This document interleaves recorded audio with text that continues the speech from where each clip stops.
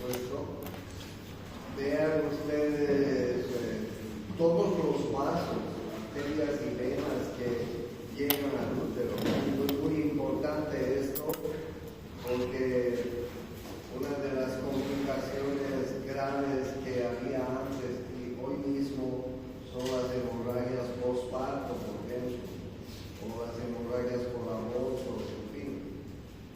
Claro, y nos podemos dar cuenta en esta figura cómo tan bien irrigado está el útero y la vagina por arterias que son muy importantes. Y detrás tenemos el recto. No se olviden que este fondo es el fondo de saco uterino, o fondo de saco ventriculares también se llama. Entonces, de esta manera tenemos localizados los órganos reproductores de la mujer. Les cuento que un útero en la mujer pues solo mide 5 centímetros, en la mujer nulípara.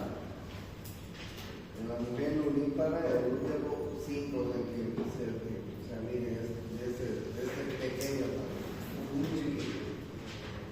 En esta figura ustedes pueden ver el útero y la vagina.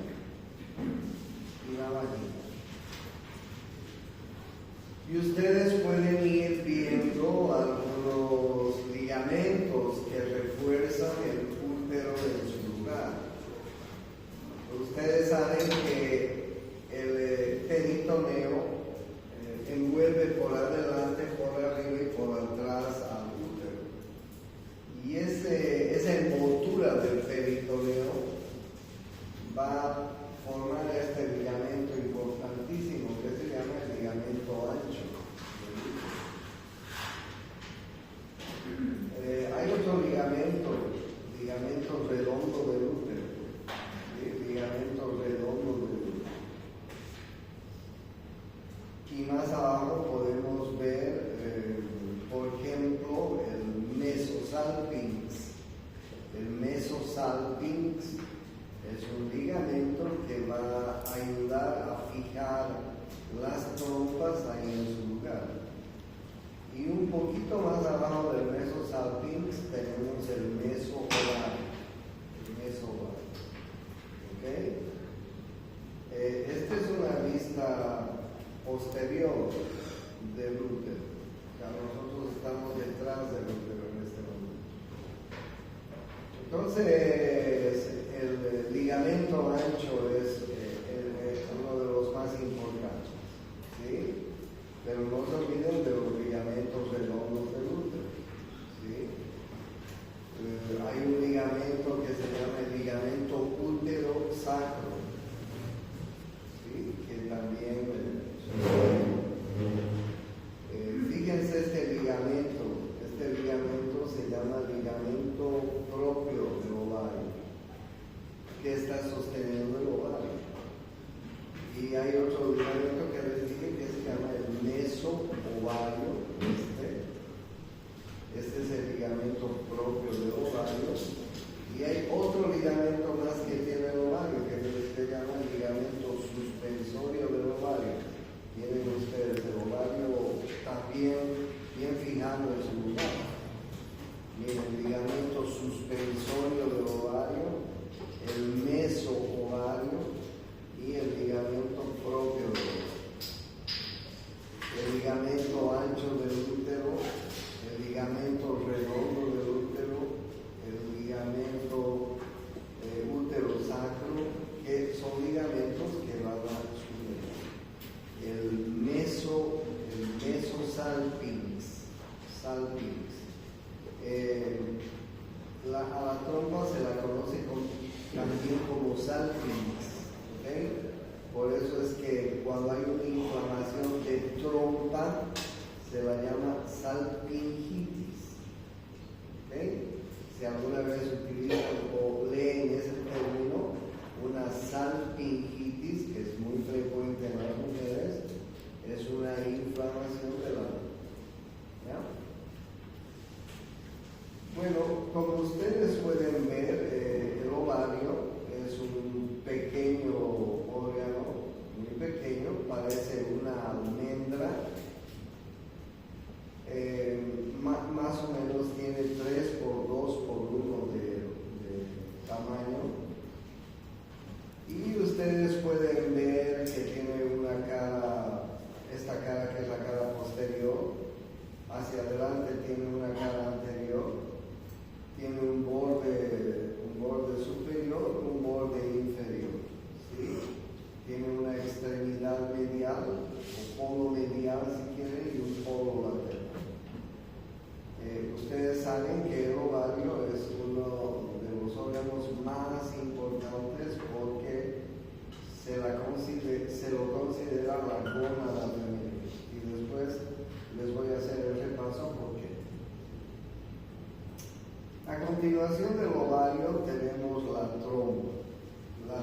trompa uterina que tiene varias partes, como ustedes están viendo.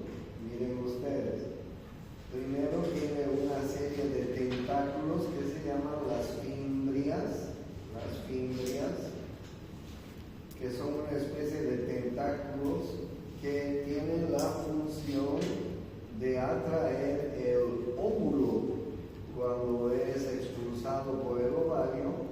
Esas fimbrias forman un oleaje, forman unas ondas que son capaces de atraer al óvulo hacia el interior. ¿Okay? La segunda parte después de las fimbrias, la segunda parte se llama el infundíbulo.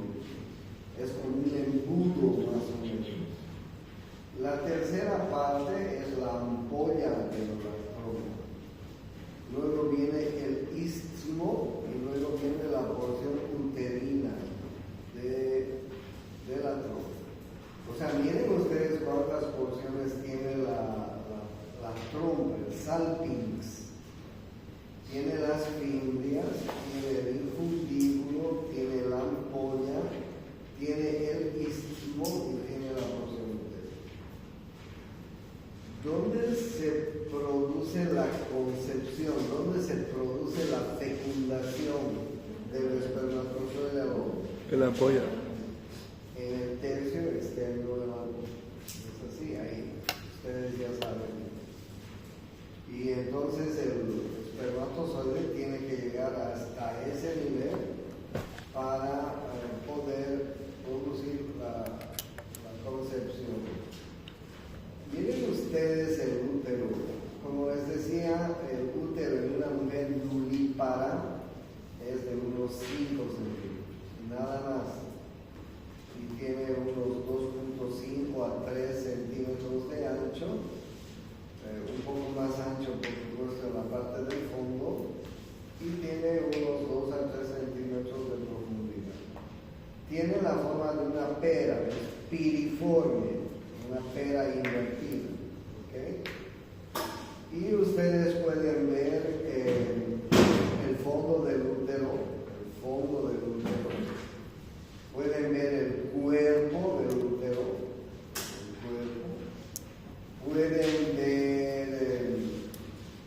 pueden ver el cuello,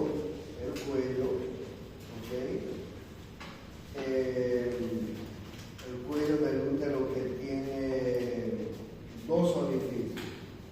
Este orificio que les estoy mostrando acá, este orificio que se llama orificio cervical interno. ¿Okay? Ese orificio es importante, orificio cervical interno. Voy a bajar un poquito más para que puedan ver el útero. Entonces, ¿cómo se llama la parte de arriba? Se llama el fondo. Después del fondo está el cuerpo. Después está el istmo. Después está el cervix, el cuello. Y este orificio se llama el orificio cervical externo, que se lo conoce como el OC. Y este otro se lo conoce con el nombre de orificio cervical interno, como OSI. Ustedes pueden ver que entre los 2 orificios hay un conducto que se llama el conducto cervical y hay unos pliegues palmeados como si fuera una palmera ahí en ese conducto cervical que muchos anatomistas le llaman el árbol de la vida. El árbol de la vida. Bueno, entonces bien, ¿cuántas partes tiene? El fondo, el cuerpo, el istmo, el cuello.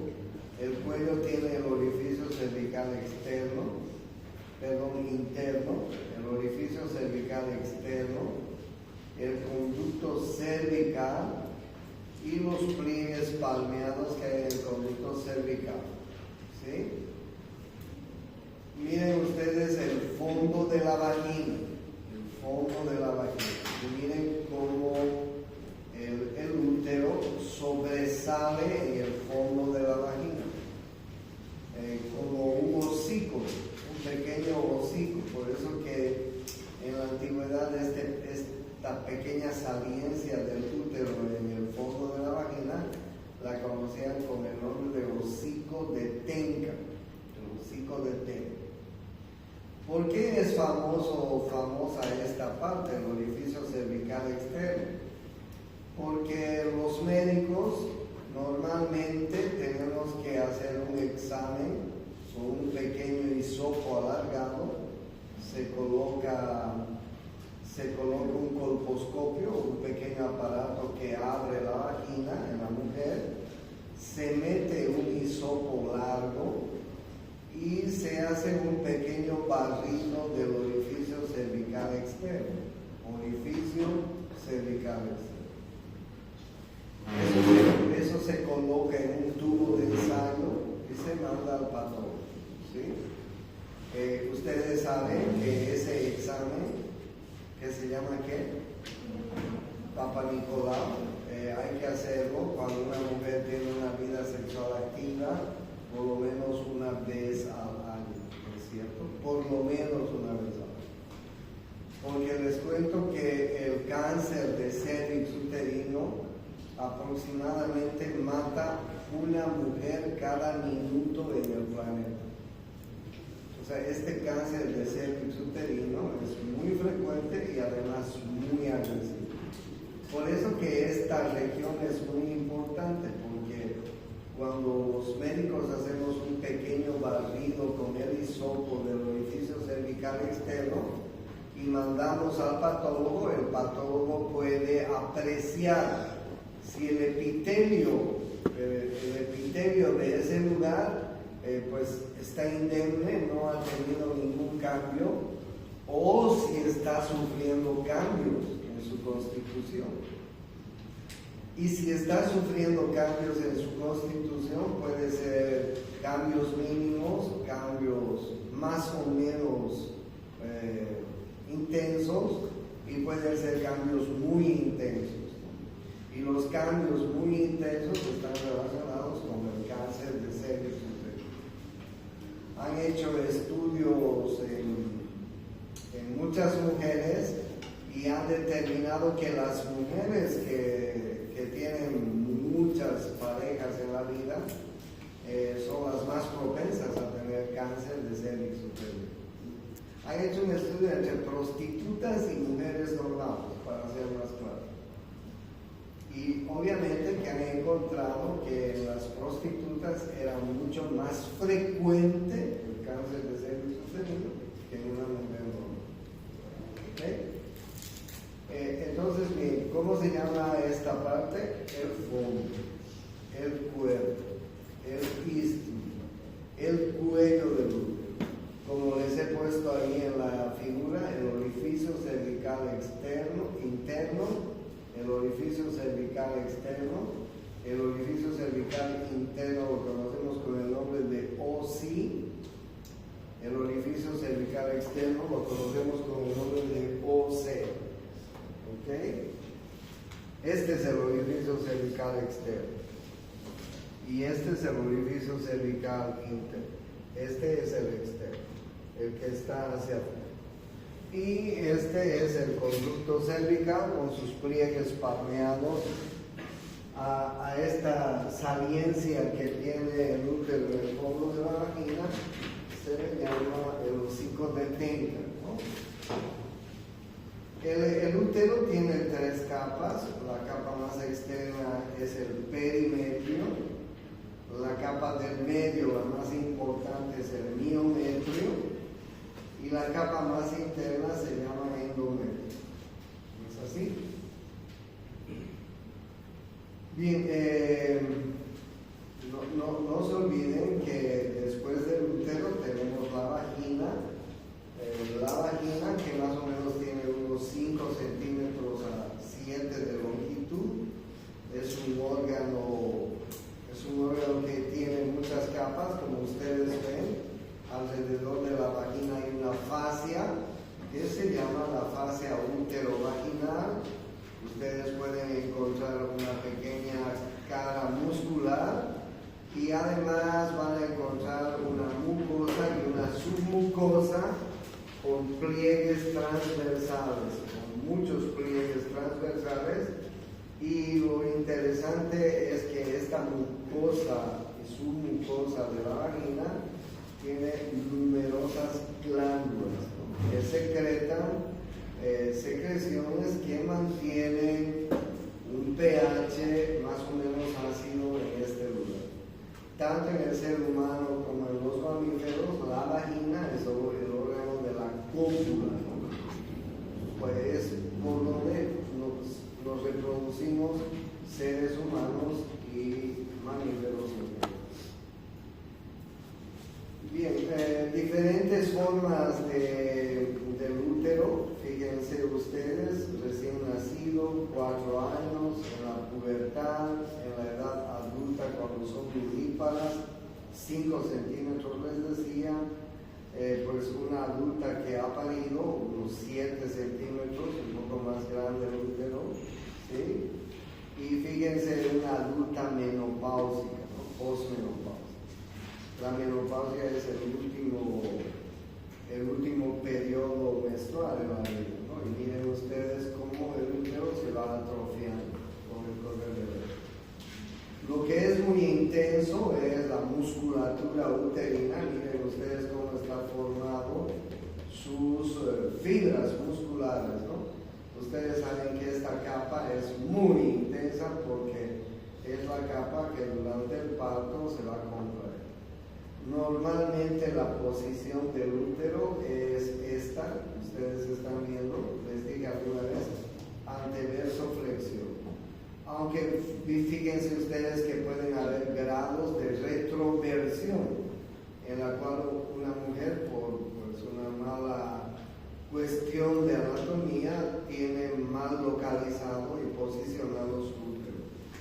Cuando hay retroversión, las mujeres que alguna vez quieren embarazarse, pues no es fácil porque son abortadoras habituales. Claro, el útero en esta posición no va a poder sostener un embrión, ¿entienden?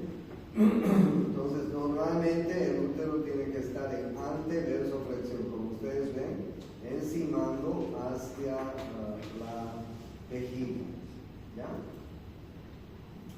Bien,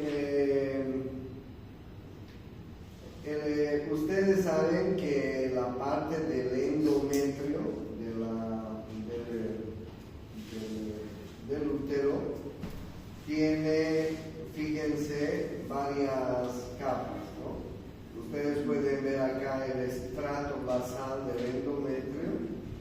Ahí ustedes pueden ver el estrato esponjoso, que es el que se alista cada mes para anidar un embrión fecundado, y ahí ustedes pueden ver un extracto compacto.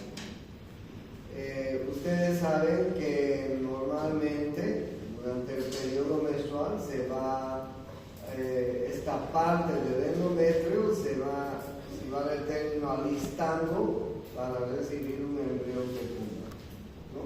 Y ustedes bien saben que cuando no se fecunda el embrión, el óvulo, al fin del mes, del ciclo menstrual, se va a producir un sangrado de la parte superficial de la capa del endometrio, ¿sí? Miren ustedes, este es el ciclo menstrual. ¿Cuándo empieza un ciclo menstrual? ¿Quién me dice? ¿Cuándo empieza el ciclo menstrual de la mujer? El primer día de la menstruación. Este es el primer día de la menstruación. El primer día de la menstruación empieza el siguiente ciclo menstrual. Claro, ustedes saben que los siguientes 3, 4, 5 días se va a producir la menstruación, o sea, la descamación de la capa endometrial del útero. Y a continuación se produce la proliferación nuevamente. Ustedes vean cómo en los siguientes días después de la menstruación esa capa vuelve a proliferar y se llama la proliferación del estrato funcional, ¿no? Hasta el día 14 más o menos.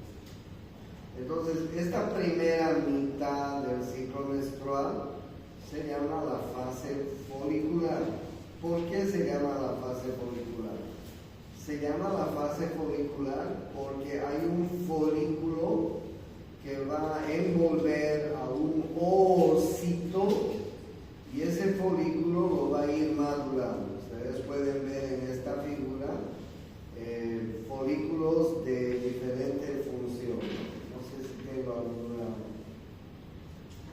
Folículos de diferente función. Ahí están viendo ustedes. Entonces la primera fase se llama la fase folicular.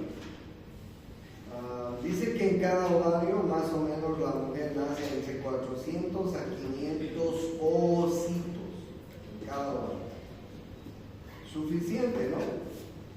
Les hago un cálculo. ¿A qué edad tienen el primer periodo menstrual? 12, 13, digamos a los 12. Digamos a los 12 años, ¿ok? Promedio, 12, 13, algunas niñas a los 11 y empiezan a menstruar. ¿Hasta qué edad será? ¿Hasta los 45? Sí, digamos. Pongámosle unos 35 años que menstrue la mujer. Si tenemos 35 años por 12 meses que tiene el año, 2 por 5, 10, 2 por 3, 6, 1 por 5, 5, 1 por 3. Aproximadamente la mujer tiene unos 400 periodos menstruales en la vida. ¿Sí? Y yo les estoy diciendo que entre 400 y 500 ovocitos en cada hogar. Suficiente, ¿no es cierto? Porque no todos van a madurar. Entonces miren lo que pasa en la fase folicular. El folículo envuelve a un ovocito y lo va a ir madurando.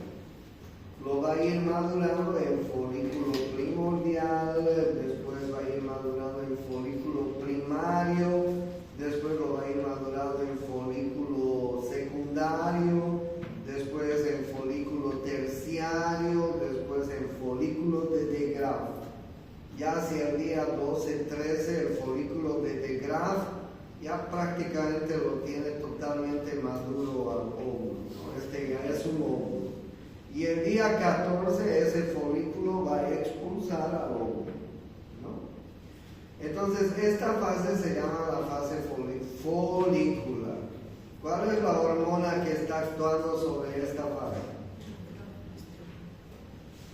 Hay dos hormonas que actúan en el ovario, ¿no? La primera hormona que actúa en esta primera fase se llama la hormona folículo estimulante. ¿Ok? ¿Quién fabrica la hormona folículo estimulante? La hipófisis, no se olvide. La hormona folículo estimulante está fabricada por la hipófisis. ¿Dónde está la hipófisis? En la silla pública. ¿Y quién le ordena a la hipófisis que fabrica la hormona folículo estimulante? El hipotálamo. El hipotálamo. ¿Ok? El hipotálamo es el que va a fabricar, el que va a controlar la fabricación. Entonces, en esta primera fase que se llama la fase folicular, gracias al influjo de la FSH, el folículo va a comenzar a secretar esto, ¿sí? Después de la ovulación se produce la segunda fase, la segunda mitad del periodo menstrual, que se llama la fase lútea, porque como ustedes ven, el folículo se ha convertido en cuerpo lúteo y después al final en cuerpo albicans. Lúteo quiere decir amarillo, cuerpo lúteo y cuerpo albicans. ¿Qué hormona actúa en esta segunda fase?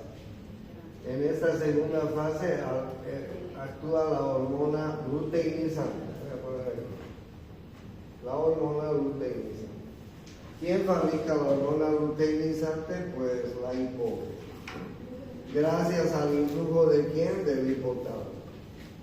O sea, la folículo estimulante y la luteinizante, pues son las hormonas que actúan sobre la gónada.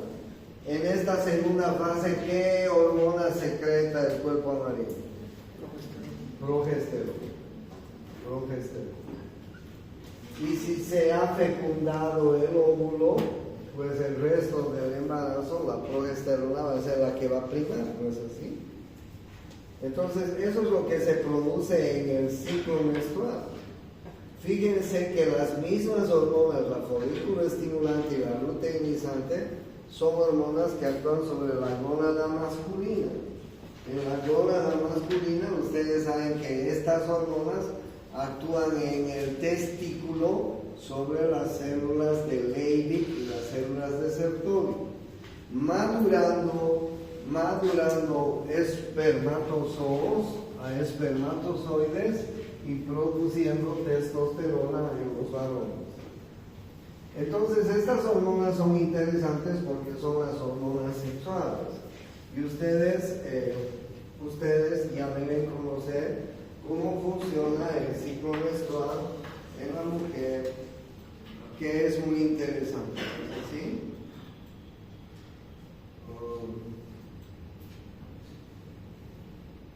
Bien, este es el aparato externo, porque la mujer tiene órganos genitales internos, que son los que hemos visto hasta acá, y tiene órganos genitales externos, que está formado por el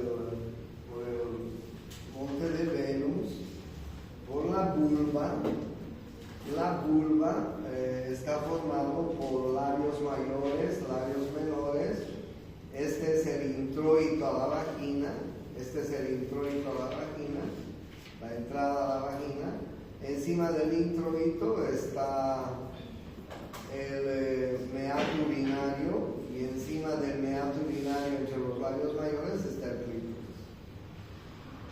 Tengo una mala experiencia porque la primera vez que estuve de estudiante, todavía cursando obstetricia, el jefe del departamento me dijo: Dorado, anda a colocar una sonda vesical a esa señora que vamos a operar de cesárea. Y el boludo del Dorado no sabía dónde estaba la uretra. Entonces quería colocarle la uretra aquí donde le clítoris, porque no me acordaba y además nunca había puesto. Entonces vino una enfermera y me dio un palmazo fuerte en la mano y me dijo: tonto, vea, atienda, escuche, aprenda.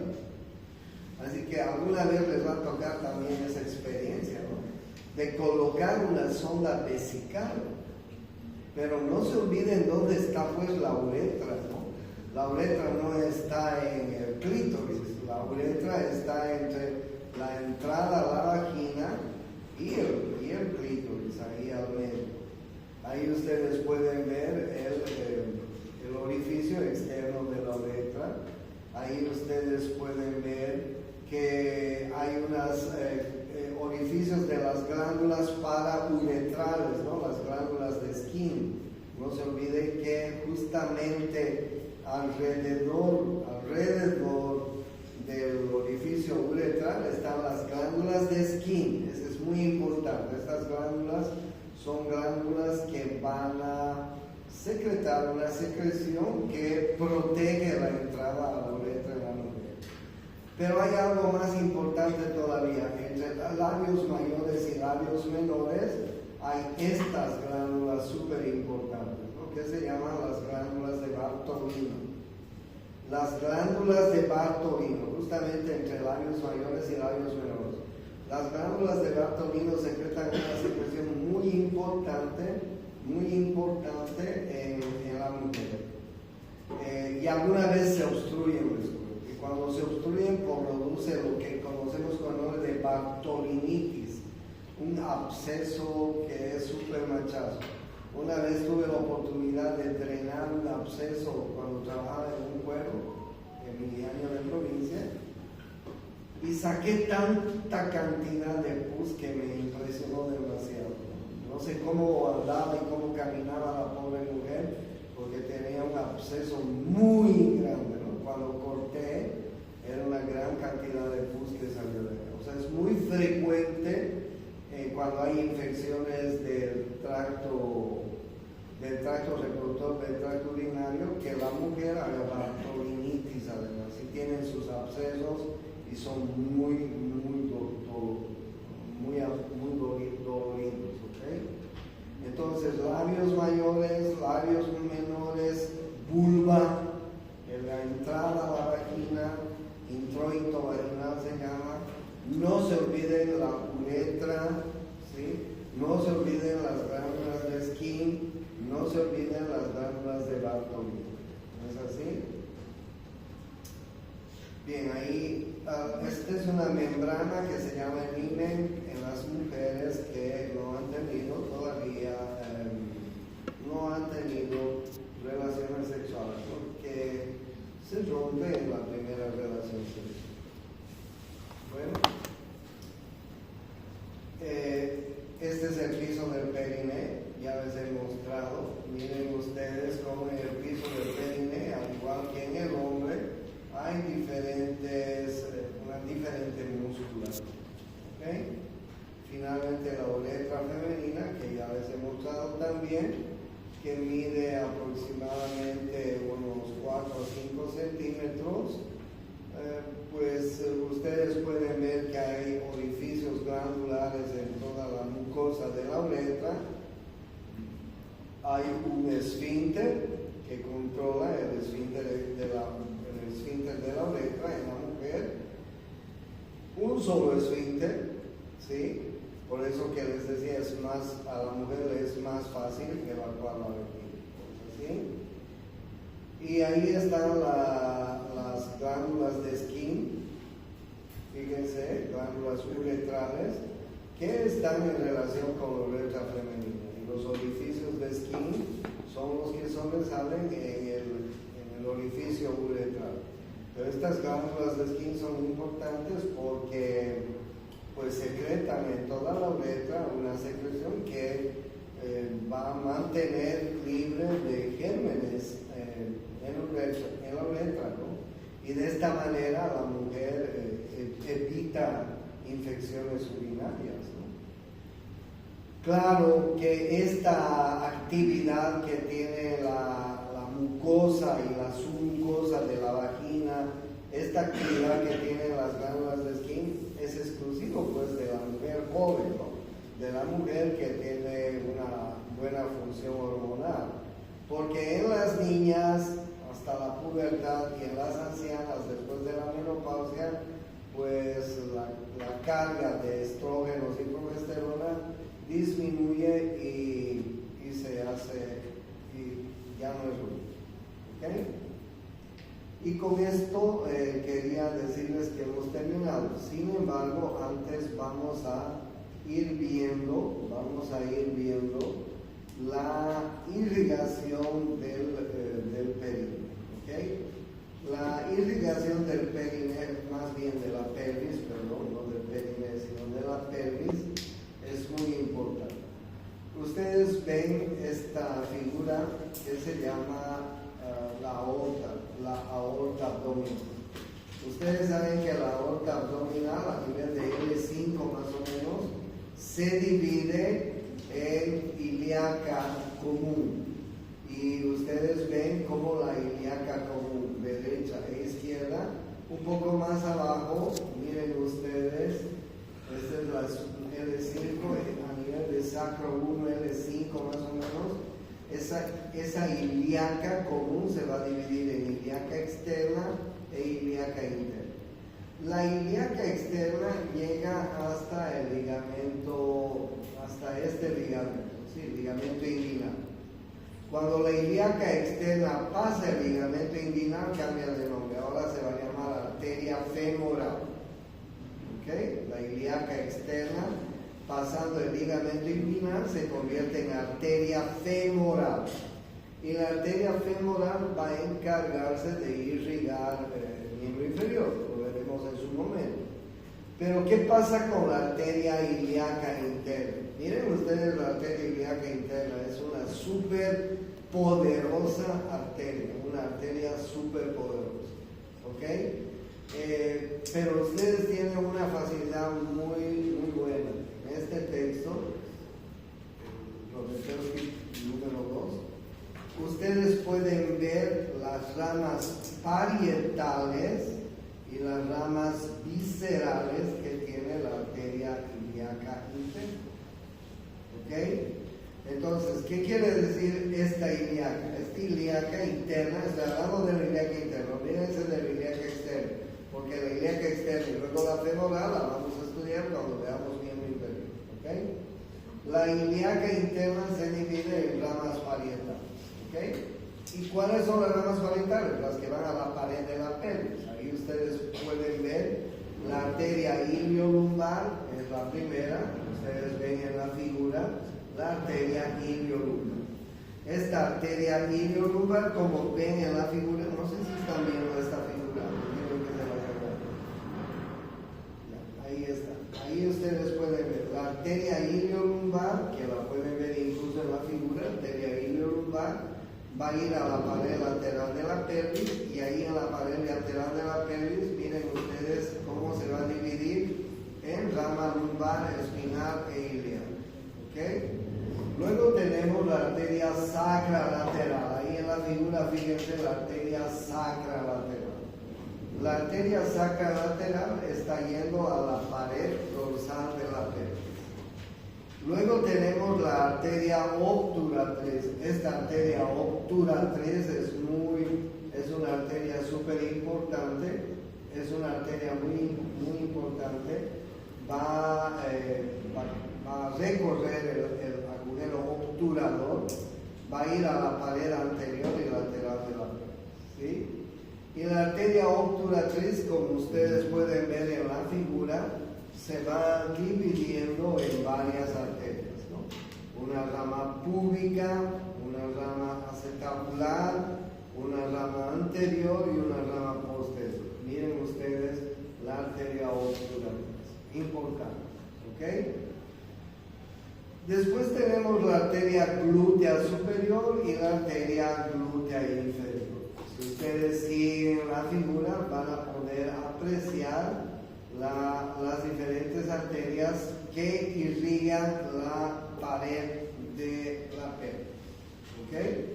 Muy importantes y tienen que saber. Miren ustedes, la arteria glútea superior, las ramas superficiales y profundas, y la arteria glútea inferior da ramas a la región. ¿Ok? Ramas de la ilíaca. Pero claro, obviamente que las más importantes son las ramas viscerales. Y entre las ramas viscerales ustedes pueden ver la arteria umbilical. La arteria umbilical está dando la arteria del conducto deferente y está dando la arteria vesical superior, que está yendo a la parte superior de la vejiga. ¿Ok? Arteria umbilical. No sé si las podemos ver acá. Sí, ahí están viendo ustedes la arteria umbilical. ¿Ok? La arteria umbilical entonces que va al conducto deferente. ¿Ok? Y además que da una arteria que se llama vesical superior, que va a la parte superior de la vejiga. Entonces la vejiga está irrigada por la arteria vesical superior, está irrigada por la arteria vesical inferior, que es otra rama también, que va a ir al fondo de la vejiga, ¿no? A la cara posterior inferior de la vejiga, y de paso va a irrigar la próstata en el varón, porque va a dar ramas prostáticas. O sea, podríamos concluir que la vejiga está irrigada por la arteria vesical superior, por la arteria vesical inferior. A la arteria uterina. La arteria uterina es una de las arterias muy importantes que hay en esta región, porque fíjense, la arteria uterina, ahí ustedes ven la arteria uterina, tienen varias figuras en este texto, va a ir irrigar no solamente el útero, sino también la vagina. ¿Okay? La arteria uterina. Entonces sigo la arteria uterina. La arteria uterina va a dar ramas helicinas para todo el útero, así que tienen la forma de hélice. va a dar ramas vaginales, va a dar ramas ováricas, va a dar ramas tubáricas. ¿Qué les parece la arteria uterina? Súper poderosa. La arteria uterina en el hombre corresponde a la arteria del conducto deferente, ¿sí? Pero en la mujer la arteria uterina es súper importante. Cuando los cirujanos operamos útero, pues tenemos que tener muchísimo respeto a la arteria uterina, porque la arteria uterina si sangra estamos cagados. Sí, es una arteria súper importante. Y además que si se rompe, puede sangrar todo esto que ustedes están viendo. Imagínense útero, vagina, ovario, trompas, en fin, no es para poco, ¿cierto? La arteria uterina. La arteria vaginal, que puede ser una rama directa de la vía interna o puede ser también rama de la arteria uterina. La arteria vaginal. ¿Okay? Les cuento, yo estuve trabajando una noche en el hospital, estaba en la emergencia. Y una pareja de enamorados fue a ver un concierto de un cantante que había llegado a Santa Cruz, un cantante romántico. Y pues el cantante cantó tan sentimentalmente que después del concierto el changuito se la llevó por primera vez a la cama a su protejita. Cuando comenzaron a tener relaciones, la niña comenzó a sangrar profusamente. Y era un sangrado que no paraba. Se asustaron tanto que inmediatamente el chico con mucho tino la trajo al hospital donde yo estaba. La vagina de esta chiquita era una vagina tabicada, un tabique al medio, y ese tabique tenía una arteria vaginal que era una rareza. ¿Okay? Entonces cuando el niño, o cuando el chango, que eran dos jovencitos, ¿no?, de la edad de ustedes, cuando el chango quiso penetrar, rompió el tabique y rompió la arteria. Cuando la niña, unos 15 minutos después, llegó al hospital, estaba en shock. Había perdido tanta sangre que estaba en shock. Y yo no sabía qué sangraba porque había una pila ahí que salía, ¿no? Lo único que hice es taquearle de compresas, llamar al ginecólogo, a un par de ginecólogos, y entramos al quirófano inmediatamente. Y allá en el quirófano, pues ya con mucha calma, después de pasarle transfusiones, todo, ya nos dimos cuenta de lo que había pasado. Pero para la mala suerte del chico, se encontró con una pelada que tenía un problema en la vagina y una arteria vaginal que era una arteria que no era lo normal. Así que, pucha, imagínense el lío que hubo, ¿no? Porque llegó la familia del chico, llegó la familia de la chica y se armó un escándalo. Bueno, les cuento cómo anécdota. Entonces la arteria vaginal, ¿ok? Que es puede ser una rama directa de la vía interna o puede ser una rama de la arteria uterina. Luego tenemos la arteria rectal media, que es una arteria importante que da ramas vaginales y prostáticas, vaginales en la mujer, prostáticas en el varón, y esta arteria rectal media va a irrigar la ampolla del recto y el elevador del ano. Y finalmente la arteria pudenda interna, ¿ok? La arteria pudenda interna que va a ir a dar todas estas ramas, miren, rectal inferior, arteria perineal, arterias escrotales posteriores, en la mujer labiales posteriores, arteria uretral, arteria del bulbo del vestíbulo, en la mujer del bulbo del vestíbulo, en el varón del bulbo del pene, arteria del clítoris en la mujer arteria profunda del clítoris en la mujer, arteria del pene en el hombre, arterias perforantes del pene en el hombre.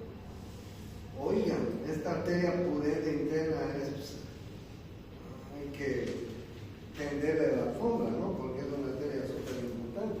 Porque como ustedes ven, va a irrigar órganos genitales externos. Entonces, esto, lamentablemente, esto tienen que aprender de memoria. ¿Cuáles son las ramas parietales y las ramas viscerales de la ilíaca interna? ¿Okay?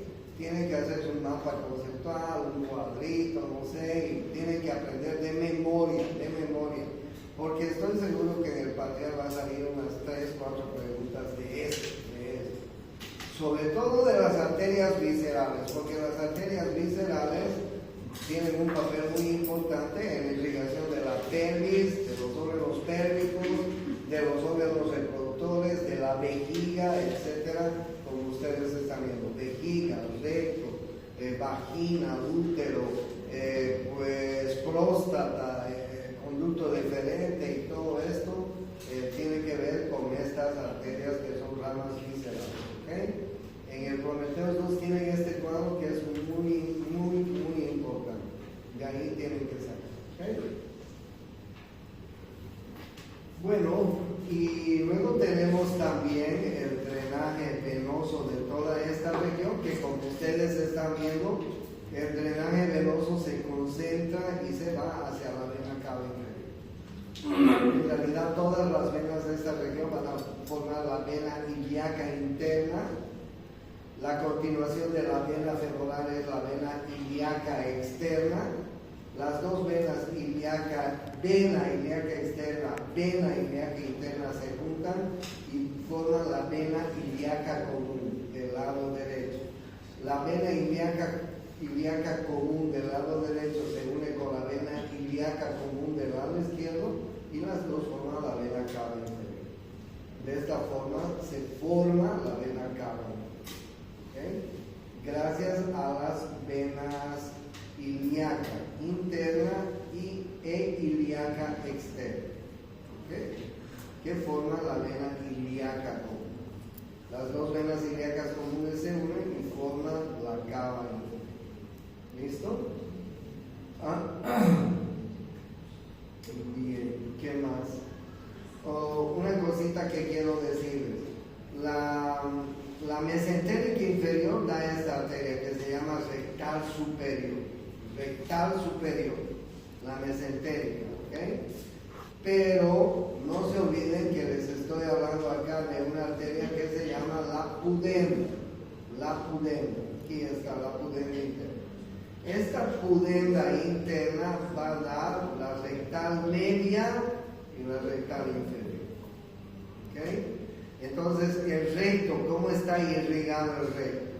La rectal superior es rama de la mesentérica inferior. La rectal media y las rectales inferiores son ramas de la pudenda, como ustedes están viendo, de la ilíaca interna. ¿Okay?